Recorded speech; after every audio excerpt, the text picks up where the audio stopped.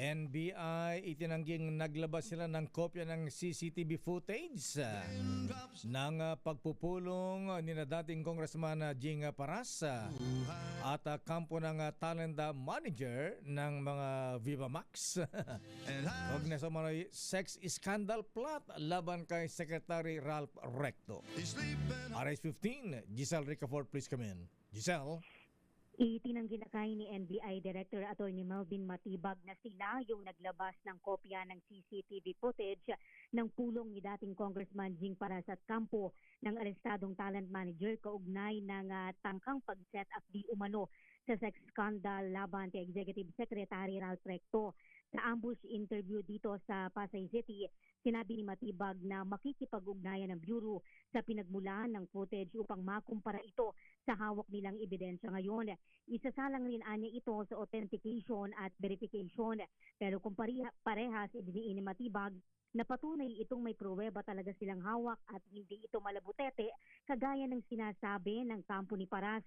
Sinagot din ng direktor ang puna ng kampo ng dating mambabatas kung bakit hindi ipinakita sa kanila ng Bureau yung kopya ng CCTV footage. Ipinunto niya na ipinagbabawal ito sa ilalim ng Memorandum Circular No. 48 ng DOJ. Pakinggan natin sa NBI Director Attorney Melvin Matibag. I think trial by publicity ito kasi we are in good faith, nakipag-cooperate tayo as a lawyer ni Jing Paras. Pero bakit hindi pinakita yan? So, bakit babalikan natin mamaya lakay yung ambush interview natin kay NBI Director Attorney Melvin Matibag. Una nga dyan ay tinawag ng abogado ni Paras na si Attorney Mark Tolentino na trial by publicity yung investigasyon ng kagawaran. Ito ay matapos lumabas sa social media account ng isang media personality yung kopya ng CCTV footage ng pakikipagpulong ni Paras sa talent manager at 4 na talent. Nauna paan niya itong ibigay doon sa media habang sa depensa screenshot lamang daw sa labas ng restaurant yung ipinakita kahapon.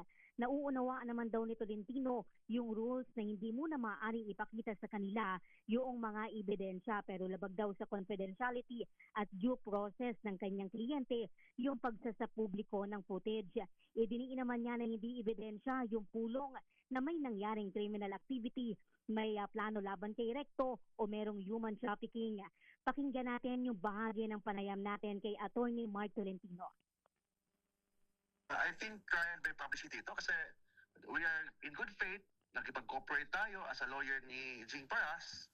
Pero bakit hindi pinakita yan? So, bakit nauna pa ang media kaysa amin na we were in good faith na pumunta sa NBI para makipagtulungan sa investigation?